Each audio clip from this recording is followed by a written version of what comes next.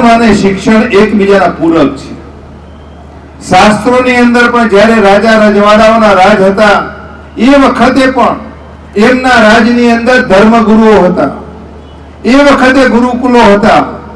ધર્મની સાથે સુશાસન અને રાજ્ય હતું, એટલે શિક્ષા પણ હતી. એટલે ધર્મ અને શિક્ષણ એકબીજાના પૂરક છે.